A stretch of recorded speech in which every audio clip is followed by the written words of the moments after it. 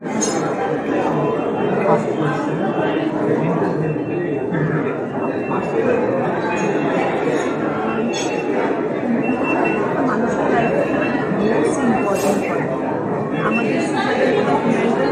সম্পর্কে মানুষ খুবই কম আলোচনা করে।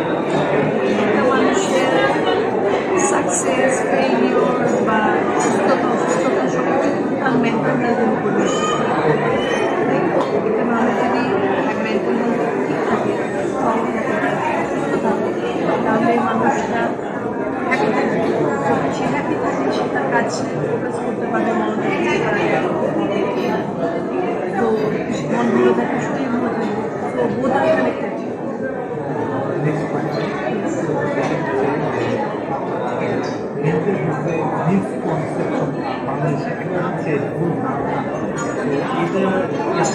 কিভাবে দেখতে মেন্টাল হেলথ হলেই মানুষ অ্যাড্রেস করে যে যার মধ্যে মেন্টাল হেলথ আছে অথবা সে পাগল, এই প্রস্পেক্টিভে আপনি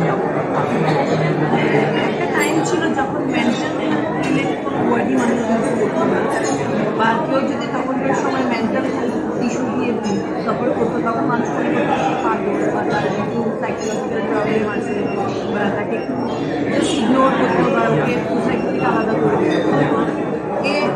এখনকার সোসাইটিতে আগের সাথে কম্পেয়ার এখন করা, এখন অনেক মানুষ মেন্টাল হেলথ রিলেটেড কথা বলছে। মেন্টাল হেলথের জন্য থেকে কাউন্সিলিংয়ের ব্যবস্থা হচ্ছে, বিভিন্ন অর্গানাইজেশন কাউন্সিলিং করে, মোটিভেট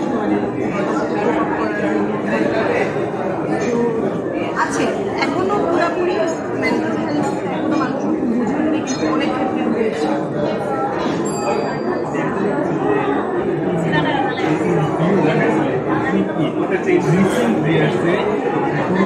পরিবর্তন সোসাইটিতে লক্ষ্য করছেন মেন্টাল হেলথ ভূমিকাকে নিয়ে? মোটামুটি দেখছি, কারণ এখন যে একটা জেনারেশন আসছে, যেটা আমরা বলি এই জেনারেশনটা আমরা কিন্তু ওদের থেকে অনেক কিছু শিখার আছে। গুড সাইড, ব্যাড সাইড ওদের ছোট একটু মানে ওদের কনসেন্ট্রেশন লেভেল যেমন শর্ট, অ্যাটেনশন স্প্যানটা শর্ট, বা ওদের মেন্টাল কথাবার্তা বা মনে যা আছে মুখে তার প্রকার পেছে না। সো এই জেনারেশনের কারণে, এই জেনারেশনের প্যারেন্টস যারা আছে, মেবি ওইসবের কারণে মেন্টাল হেলথ রিলেটেড এখন অনেক কাজ হচ্ছে, অনেক কথাবার্তা হচ্ছে। সো